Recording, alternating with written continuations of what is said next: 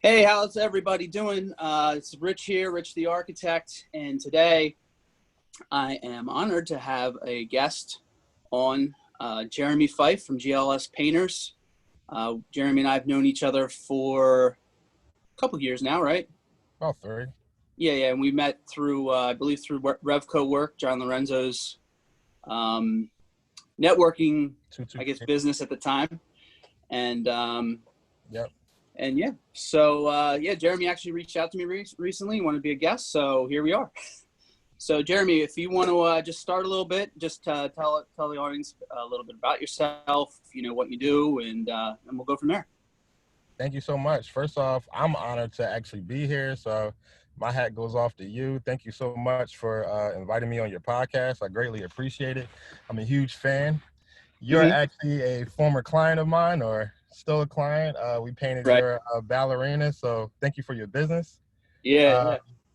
a little bit about myself. My name is Jeremy Fyfe. I'm the owner of GLS Painters. We specialize in world-class customer service, residential and commercial painting, interior, exterior. Um, Hold on. I'm sorry. What's going on?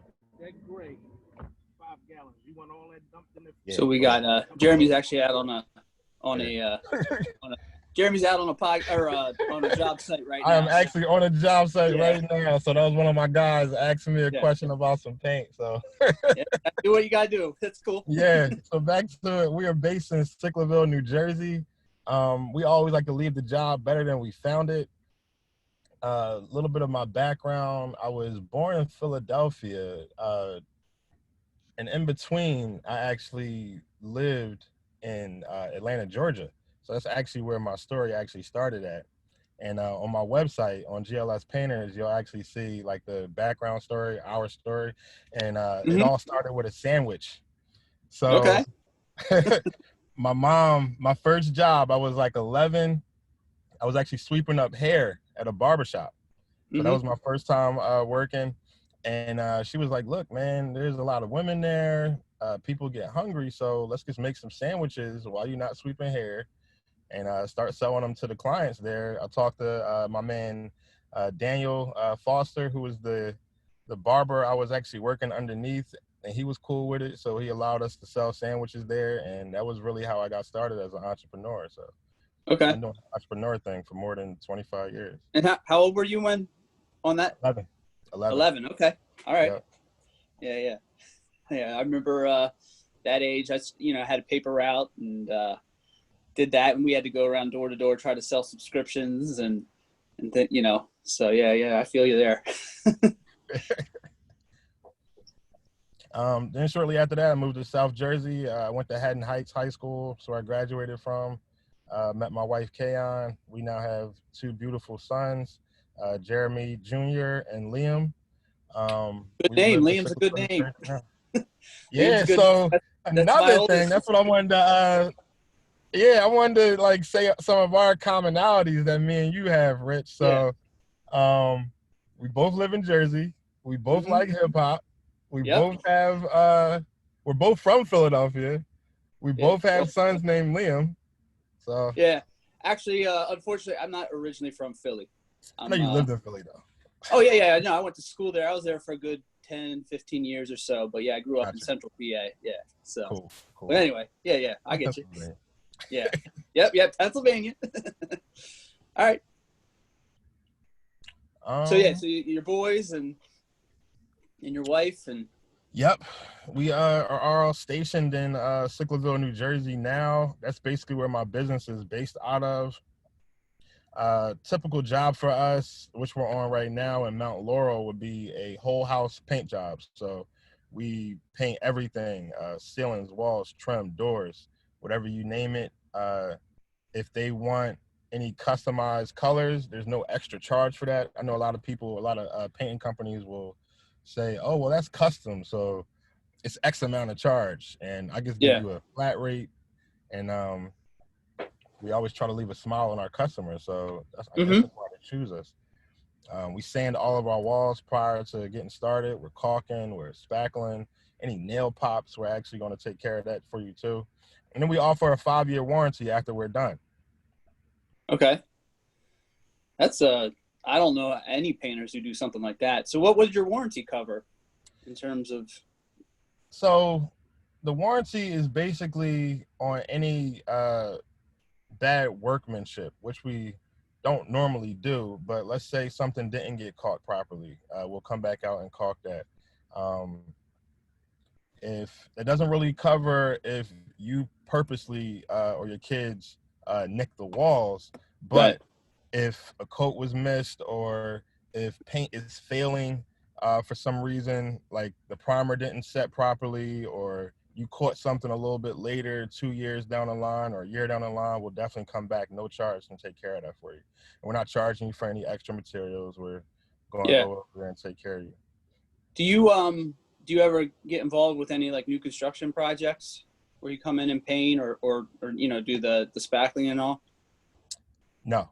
So No. the Okay. main reason why we don't typically do new construction is because it's extremely low margins. I actually live in a new construction house. Mm-hmm. I actually like to come in after the new construction phase. So Right. once client moves in, that's my ideal client, because now Yeah. they actually want to customize the project. They're going to want that attention to detail. In new Yeah. construction, they just want you to fly and go. You spackle here and there. Everything is fast. Everything is super fast. So that's not how we like to do business. Yeah, and I could see like when you're talking about your warranty, if you're like nail pops and things like that are very common in new construction, Mm-hmm. and it would be hard for you to like try to kind of. I see that there could be an issue in terms of what you're offering as a warranty, because it's like that's just part of like the house settling or Yep. or the the house gets conditioned consistently, things like that'll pop up. And Mm-hmm. it's like, yeah, if it was a new construction, some of that's one aspect of where I'm like, well, I don't, that might be an issue Absolutely. for you. You know what I Yeah. mean? So, Yeah. So, but yeah. So I mean, you do exterior and interior. I mean, the job you did for me was all windows and doors on the exterior. Yep. For the building we have, my office and my wife's dance school, and everything looks great over there. We're not calling you back. At least for that. Yeah. So, but yeah, so what's actually your like the primary service area that you provide your services for? Great question. So we are based in Sicklerville, so Gloucester Township would be our primary focus of services. So all the surrounding areas around Sicklerville, Sewell, Washington Township, everything that's basically in a 1 to 10 mile radius from Sicklerville. We will travel up to an hour away. We've done projects, as you know, in Wildwood. We don't mind going to the shore. Yeah. Beautiful. The drive isn't that bad. That's some good peak season. Yeah. Oh yeah. Not in season. I mean, it's funny because I've done work down in the shore, and it's like I love going down in the off seasons, but then once it was the summer season, I had to go down. I was like, oh man, I can't even find parking, and I'm used to just driving right up to the house and parking right there. That hour drive turns into like an hour and 40 drive. Mm-hmm. Yeah. So, and you've done stuff in like Philly or on the Pennsylvania side. So we'll do fairly new construction in Philly. So I'm from Philadelphia. I love Philadelphia, but Philly has plaster walls. So that's not what we specialize in anymore. So we're actually looking for projects that are 1995 and up. Okay. A lot of houses in Philadelphia are mainly built in the 80s. There tends to be a lot of prep work that's involved. I've actually had a plaster ceiling fall on my head numerous times. And so we know how to fix the work, but that's not what we specialize in. Right. Now that I moved to Sicklerville, I'm basically doing projects 5 minutes away from my house, 10 minutes away from my house. Your project was 15 minutes away from my house. So I know a lot of painters in Philadelphia. I actually refer them to them. Yeah. The only time we really travel to Philly is if it's a fairly new construction home, something that was like recently renovated, but we talking parking, man. You're not finding any parking in Philly. Oh yeah, yeah. No, I do work in Philly, and it's like I have like my 3D scanning stuff. So I got my toolbox with the equipment and the camera and the tripod and all that. And it's like anytime I'm doing it in Philly, I'm like, well, I'm hauling this thing for a little bit. And then recently I had I had one of those toolboxes that has like a handle that pops up and you can kind of walk like the luggage, in the airport type deal. And I hit a bump in the sidewalk and then the handle just broke off. So now I'm like, I got to lug it, because I haven't got a new one yet. And I'm just like, oh man, this is a pain, because I got to go 3-4 blocks sometimes. Yeah, man. To go to stuff. Yeah. I did a number of, I did 2 or 3 condos in like off of Washington Square, on that side of town. So it's just like, it's real tight when it comes to parking over there, Mm-hmm. Yeah. So, I've done work in Logan Square, Rittenhouse Square. I'm originally from West Oak Lane, so that's where I actually started out at on Old Goss Avenue. My dad lived on Haynes Street, so we've done a lot of work like in that northern Philadelphia area, and I've done a lot of work in Old City. Back to your 3D setup, man. You're the first person I actually seen with the Matterport, so yeah. After I seen that, I started seeing it everywhere, and I'm like, nah, man, that's what Rich started this, man. Yeah, no, well, it's funny. I like to, I'm always looking for new stuff. Actually, I was just watching a video before this about kind of what the next thing is with some of that technology. It's like I always like to try to stay on it, and I find it, for me personally, it's a hard sell because it's like so new that it's like, I'm trying to like convince people, and then there's always these cycles. Like I'll be like, oh, this is a good thing, and then all of a sudden, and people will be like, no, and then all of a sudden everybo's doing it, and I'm like, hey, what's going on? And they're doing it themselves, and I'm like, all right, whatever, So I try to, kind of, I like to think I'm ahead of the curve, but but if people do it themselves, that's hell. The Matterport's a kind of an entry level one, so. But I'm still doing. I mean, I went out 2 days ago and did some scanning for something, which is actually something. It's going to be hopefully pretty cool because it's a historically significant house done by Louie Kahn, who was like a world-renowned architect back in like the 60s and 70s, who's from Philadelphia, and he only did 9 houses total in his entire career, and they're all in the Philadelphia area, and this was one of them. So like the as an archivist or something with pen is involved, so, and that it's giving us exposure to the people at Penn, so there could be some other stuff down the road too. So, but yeah, it's it's I like using it, obviously, so, but I mean, you were mentioning, with the Philly and everything. So how many years you been in business now? I've been in business for 12 years now. So we started in 2008. Yep. I actually had a business partner when we first started. So GLS Painter stands for Green Light Solutions. Mm-hmm. That was the name of our company prior before the name change. Partnerships are like marriage. I quickly realized, I'm like, hey man, this is a lot of work. So unless we're on the same page, I'm gonna take my name and run with it. So that's basically what we did. My man is a great guy though, Christian McCain, real cool. We still cool to this day. But when you're not aligned, sometimes it's best to get split. And then I pretty much took it to another level. He's actually flipping houses now, so shout out to him. Yeah. But yeah, my business is still running. Yes, but Go ahead. I'm sorry. It started as GLS as well, you said? It started out as Green Light Solutions, so I just shortened the name to GLS Painters. Yeah. Yep. Okay. Yeah, because we already had our logo. Go ahead.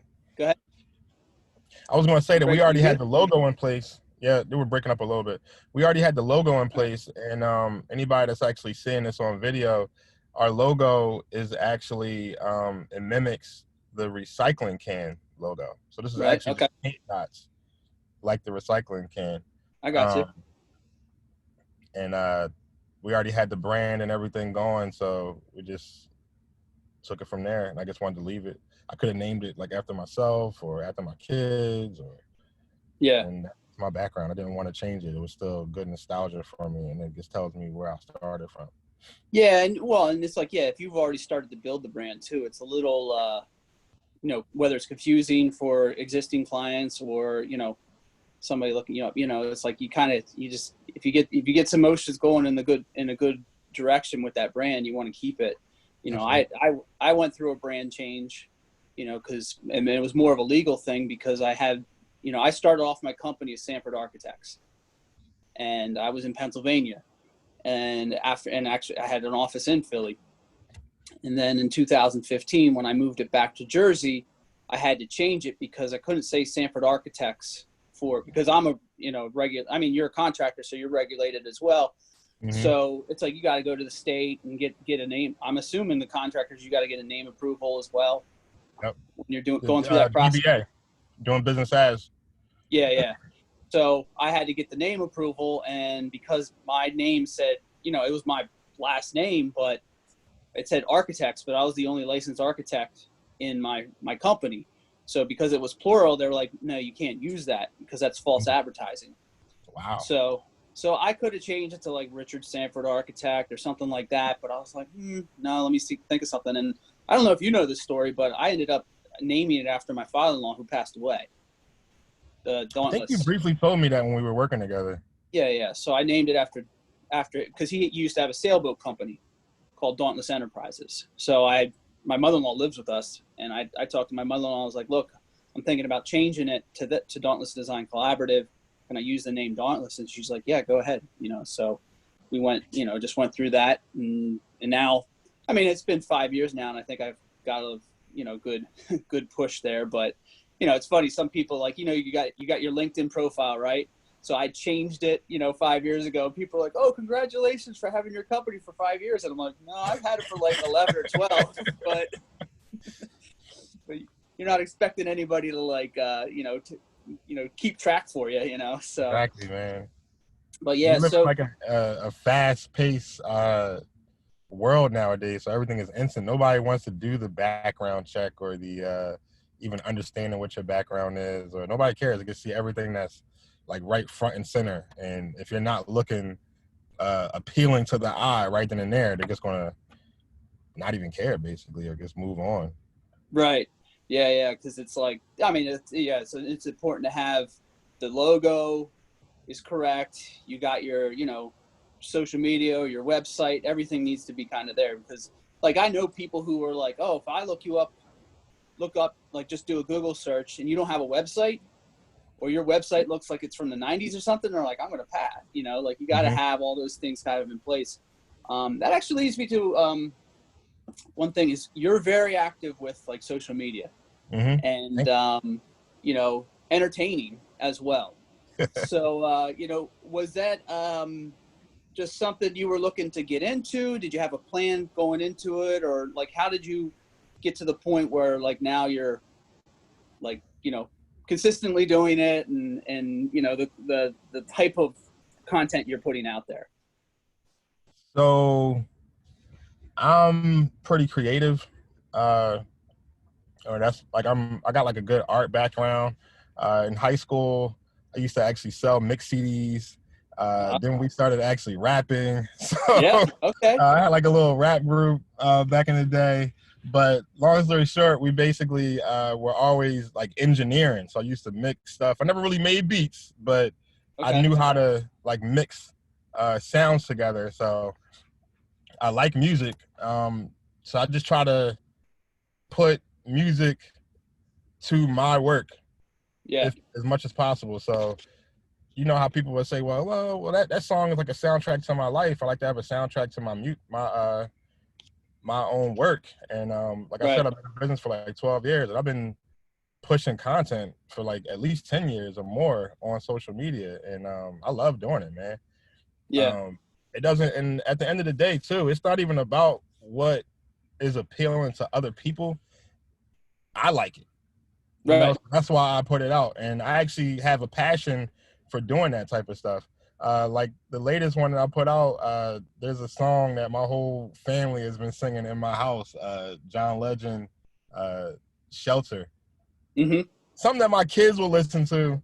I'll put that in a video real quick or make Yeah. something about it. And that's my inspiration. So my family is my inspiration. The people I know is my inspiration. The things I'll see, I might get inspiration from Rich the Architect, might get Mm-hmm. inspiration from any other entrepreneur that we'll see.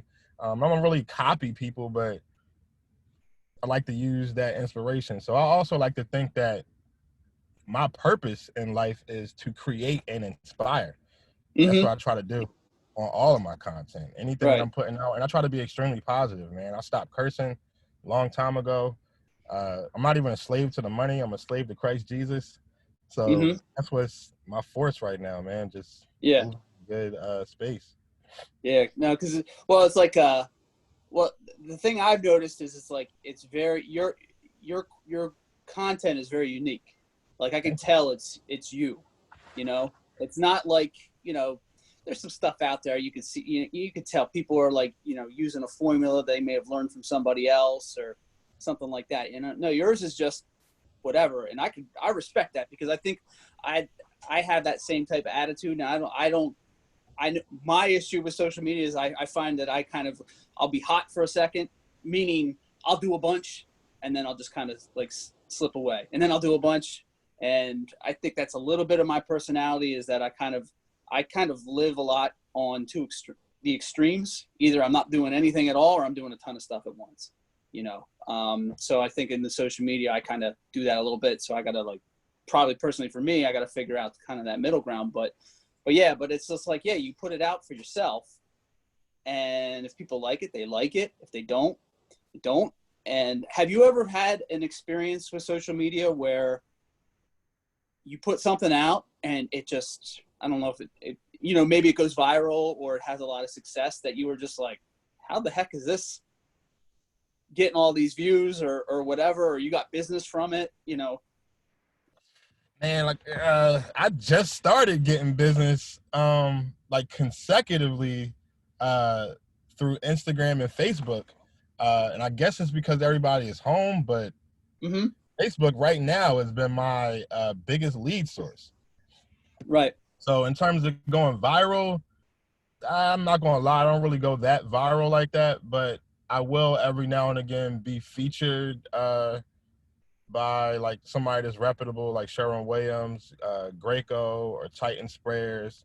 I was just recently on Pass the Brush Challenge, so that was like I saw that.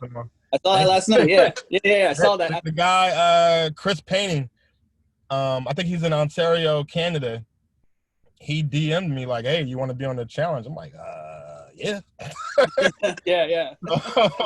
Jump, and you just got to be fast too. So Uh-huh. that's my other thing too. Like, if I got something in my head, I'm just going to try to get it out. There's no point in, I got all this content and I'm going to put it out this way. And no, don't sit on the content. Put it out now. Yeah. ASAP. Yeah. And I respect that, and I know a lot of people that do that. Even with my bids, man, I'm bidding on the spot. I'm not gonna take all these notes, go home, Mm-hmm. play with my kids, wait to do it at night. No, I'm gonna put everything in on your job, present it to you, Yeah. present you with a thorough proposal, and then try to win the job on the spot. Yeah. No, because it's like, and you've been in business long enough too. When it comes to pricing, it's like you have I have three, on a residential side for projects for me. I got 3 tiers, right? Okay, here's a small renovation or something. It's this price. Here's a new construction or addition of this type of home. It's this price. I got something like a beach home or something like that, new construction and ground up. It's this third tier, and it's not going to I can go back and fine tune it. Usually what I'll say is it's X amount of dollars. Here you go. Here's the price. Let me go back, and within 24 hours, I'll give you a more defined with a list of scope of stuff. But the numbers are always in that range, so it's something, once you're in business long enough, you're not going to there's no need to really spend, 2-3 days to get back to them. Right. Because, because that's the other part is there can be 2-3 days. They can be looking at 2 or 3 other, of your competitors. And if one of your competitors is like, oh, it's going to be this, here you go, you can sign it right now. Yep. You know, then you're going to lose, you know, potentially lose that job. Absolutely. So, but yeah. So do you do like TikTok or? So, shout out to John Lorenzo again. Uh-huh. He was like, yo, man, you gotta get GLS on TikTok, man. And I know, like, it's ideal to do that right now because TikTok is like blowing up, but it's not like extremely blown up yet. Again, man, you just gotta have time for that type of stuff, man. Like right now, we're booking in July. Right. I don't really got time to learn how to put a TikTok video together that's not necessarily going to bring in any revenue right now. You know? Yeah. I don't have any problems with learning it, but it's just after I get home, after like 5 o'clock, I got a second job, and that's dad. Being a husband, so. Yeah. No, I messed around with it for a while, and actually it was like, at kid time at night, you know, I had, like, if you would go onto my TikTok thing, you can see, like, I did a video with my daughter, you know, and stuff like that, like the silly dances and that. But yeah, I mean, the crazy thing is exposure on there, but I don't know if it really equates necessarily to business. At least in my experiences, because I put something out there where it was a simple video of me messing with an electric panel in my building. I got close to 700,000 views. That's crazy. That. Yeah. And well, the one thing that I realized about that video, because I'm like, well, why did that get 700,000 views of just me with a tool testing an electric panel? Well, it's because somebody made a comment, and somebody made a wrong comment about electricity, and then people chimed in, and I think that just kind of like it built up. More people saw it. Comments came back, and there was a back and forth between not me but other people on it, and I just noticed that I was like, man, this thing is just building, you know. And then so, you know, of course that happens, so I'm like, oh, well, what else can I do? You know, I put something else out and it gets a couple hundred views or something like that, but you know, it's like you had that engagement on there. Yeah, it was really the engagement, I think, that really like led to it. So, you know, it's like if you're posting on the Facebook or Instagram, and you know, I'd learned this from John. You know, I worked with John, was helping me marketing wise last year for a couple months, and it was like, you know, like you post something, but you got to give somebody something to respond to or comment on, you know, to get that interaction, you know, to try to, you know, and those are usually the, you know, more successful types of posts that you can put out there. So, well, congratulations on going viral on TikTok real quick. What's that? I said, congratulations on going viral on TikTok. Oh, yeah. Thank you. I mean, I kind of like leaning on it. It's funny, cause it's like, yeah, I'm not, it's this whole quarantine thing that we're going through right now. I've had some, I think there's been a mental block for me in terms of promoting stuff for some reason, but yeah. I'm kind of like, you know, 6-7 weeks into this now. I'm like, you know what? I got to like get this, so, you know, come again. Cause I was like, the thing with this podcast, I was like, oh, I got plenty of time now to do podcast work. I mean, I did one myself, and you're my second one in the last 6 or 7 weeks. Awesome. But yeah, and I actually have some plans for a few things down the road here. But yeah, so enough about me. Let's get back to you.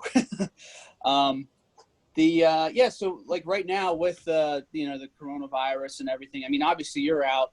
You're considered an essential, correct?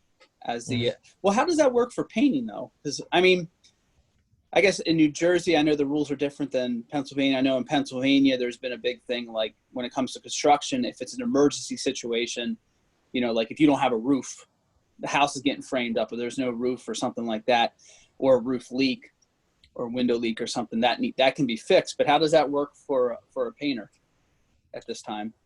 So from what I understand is that the laws actually keep changing, and we're actually about to start opening back up. But I think last week they actually shut down construction sites of more than 10 people. So anybody that has 10 or plus people on a construction site can't work. There's only on my sites from 1 to 3 people at a time. We're actually at someone's house. So we're not in a commercial facility right now. So we're not working on a college or a hospital or a school or anything like that, where You'll need a permit or anything like that of that nature. There's other construction companies that I do know of. Some are working, some are not working. Like a roofing company. There's a couple of roofing companies that I spoke to that are not working right now. Right. I got off a call earlier with a plumber. He's inundated with work right now. So it's up and down. Yeah. When it first broke out the pandemic, I actually was a little scared, and my wife was. So we were like, I don't know if we're going to be working. So I did take off like a couple of days. Then I could start doing the research, networking with a couple of other painters. And they were telling me, like, no, man, we're essential. So you can actually still work. Just try to be safe. I go around with the PPE. Right. I Yeah. have my mask. I have my gloves. We still practice social distancing. A lot of the houses that we work on are mainly exterior. Right now we're on an interior, but there's a limited amount of people in the house. And when they are home, this is a 3-floor house, so they might all be in the basement at a time. And we watch what we're touching. We're still wearing gloves, and we still have our masks on while we're inside. So I'm thankful that we can still, because there's no way I can work from home unless I'm doing podcasts or pushing content, or that's not necessarily going to bring a check in right now for me. Right. Yeah. It might No. it might pay off in the long run, but yeah, right now you guys still got to build. Bills are still coming in, right? So Yes, they are, and they are not stopping. Yeah. So yeah, that's the thing. It's like actually this week is my last. I set up here at home, even though I didn't really need to, because I work by myself, and we own the building where we're at, and my wife's dance school they're doing virtual classes, but it's not like there's students coming in and out of the place right now. So we were actually just talking last night that I'm like, you know what, I'm just going to move everything. I just have a desk with a computer. That's all I have, and that's all I need really. I'm going to move that back this weekend and start working from the office again, just to get out, because it's like it gets a little. I used to work from home before, and yeah, it's after a while it gets old real quick. So yeah, so where like from this, whether it's this experience or any recent experiences, where do you see everything going for you now? In terms of, are you planning to grow, or are you planning to kind of stay where you're at and keep going, or what you got I've going on? learned in the past I tried to grow last year in terms of just having a lot of people working for me. That doesn't really work out for my business model. I find it to be too much stress. I got young kids, I got a young family, so I'm really focused on them. So me actually growing my business right now, I'm actually comfortable where I'm at right now. Having manageable jobs, being on a job site, not stretching myself too thin, still networking. I enjoy that. I think once you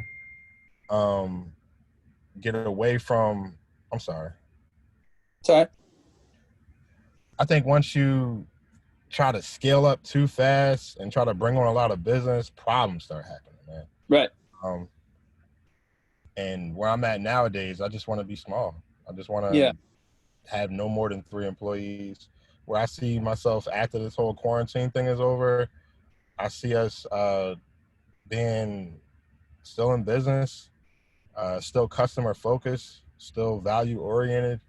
If anything, I think this is going to strengthen the resolve for us. I'm actually getting a better relationship with a lot of my clients, so I'm reaching out to them at this time, even if they haven't given us any money in the past 6 months. I still just want to see how they're doing.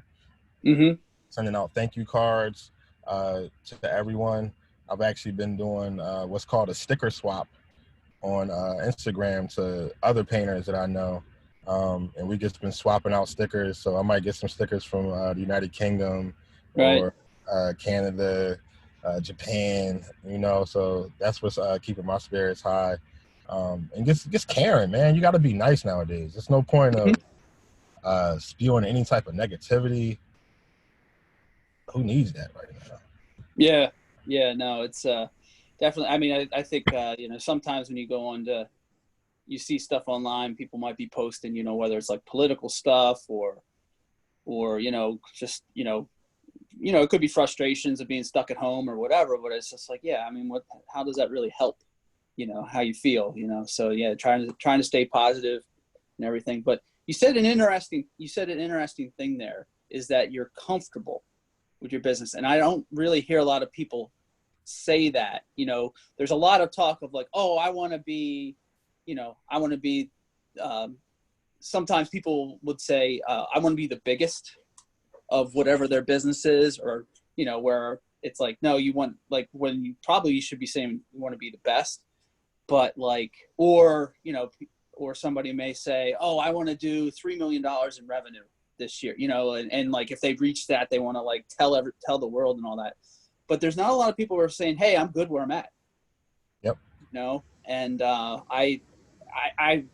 personally, I'm like, I think, again, we have there's some similarities between both of us.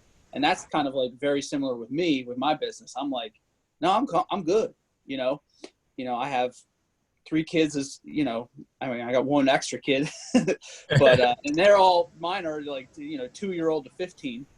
But yeah, I'm like, personally on my end, it's like, I'm very, I'm comfortable where I'm at. I don't need to hire anybody. If I get real busy, I actually have things set up where I outsource to other people, and they can help me out, other architects or drafting solutions or whatever, but yeah, it's saying, when you said you were comfortable, I'm like, oh man.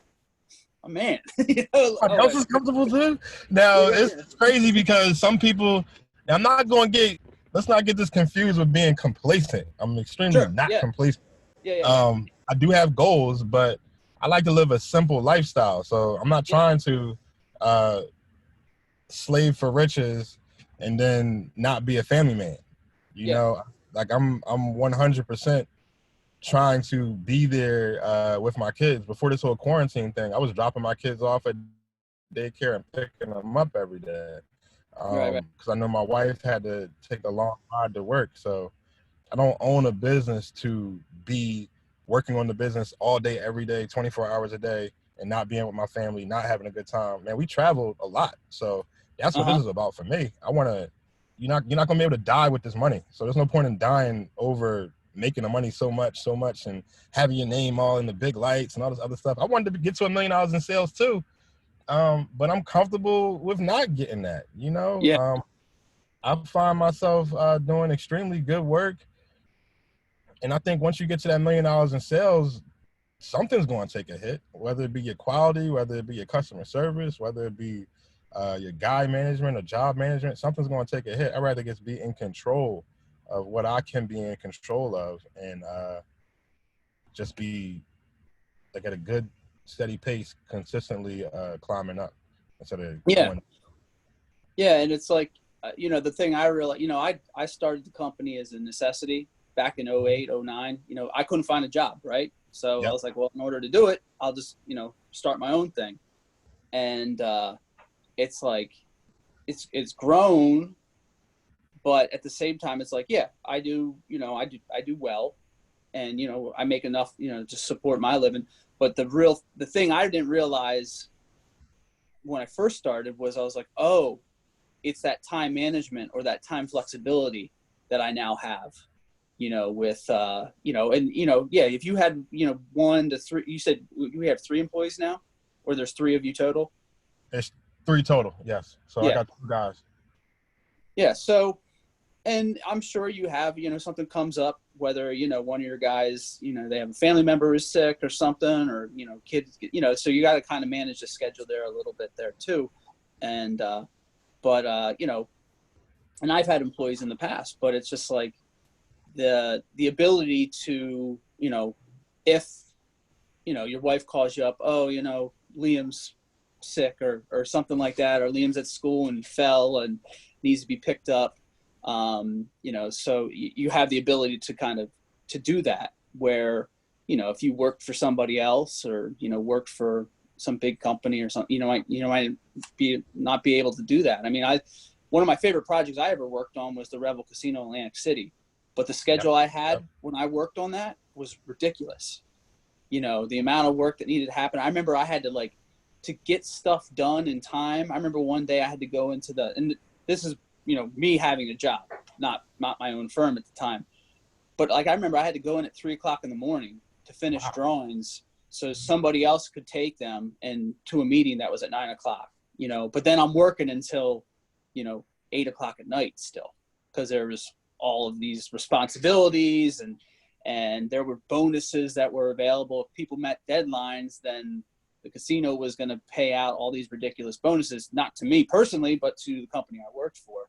So there was always this push of like doing more. And it was just like, it was, it just got to be crazy. And there was no, at the time, my Liam, who was at the time, like probably 3 or 4, and, we only had the one, but it was like, if anything happened with him, and my wife was working, she had her dance school back then too, and she worked in the evenings. So it was like, there was some tough nights there, because she's trying to work and we're trying to find a babysitter, or we didn't even get a babysitter. She's working, my son's sitting at the front desk at the dance school and I got to pick him up, and he's not going to, care, I mean, we deal with it now, but we're all in the same building, so it's like that flexibility is very, very important. And we have you probably have situations where, you're saying you're traveling, right? We do things, well, I don't know if it's actually going to happen now. One of the things with the quarantine, like we had a family vacation, not like a weekend up in the Poconos to go to Great Wolf Lodge, right? We don't go on the weekends because we have the flexibility. We'll go on a Wednesday night or a Thursday night. Yeah. We'll go when it's a little less crowded. I think it's a little bit more enjoyable for us, but if we had a job, we couldn't, it'd be a little bit hard to do that. So, that's the great thing about us, kind of doing this all. So, all right. Well, anything else you want to like cover or talk about? Cause I think we can probably, kind of wrap this up here. We've been about a half hour or so.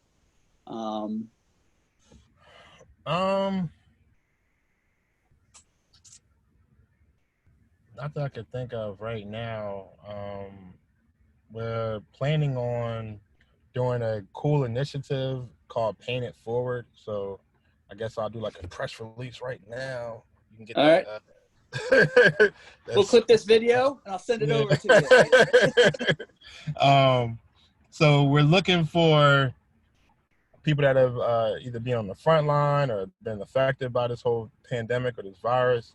You just want to give back, man. So Paint It Forward would be anybody that has like a home that's under, like in between 2,000, 2,500 square feet, giving out a $3,000 paint job, exterior, for free. Okay. We're going to put all the details on Facebook and social media pretty soon, but we definitely want to get that done this summer because I think this is the best time to do that.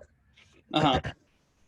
And we'll make some type of challenge or some type of like drawing on Facebook. I just got to formulate everything and then officially send it out, but that's where we are. We just want to give back to our community. So I've been seeing a lot of people give back and I'm like, hey, how do we fit in? Because Right. we're blessed right now and we want to just give back as much as possible. Mm-hmm. Okay. And if people wanted to contact you for that or for you for like a paint job or anything like that, how do they get in touch with you? So you can be reached at 856-238-1288. That is the business line. You can email me at Jeremy, Jeremy, at glspainters.com. We can be found on Instagram and Facebook at that same handle at glspainters. And I answer the phone all the time. So call me whenever. Okay. All right. Sounds good. Well, Jeremy, thanks again. Actually, I'm going to stay on after I end this, but I'll hit the recording at the end here. But yeah, I want to just thank you again for coming on here though. And yeah, hope, good health for everybody and good sanity as well. And I hope your family is completely unaffected by this whole thing, and I hope you guys stay healthy, and I greatly appreciate the opportunity to be here. Yeah. Thank you so much. Cool. Yeah, appreciate you getting on here as well. So I'm going to say goodbye. We'll say goodbye to the audience for now. So yeah, this is Jeremy Fyfe and Rich Sanford, aka Rich the Architect, signing off. And yeah, we'll see you guys later. Bye.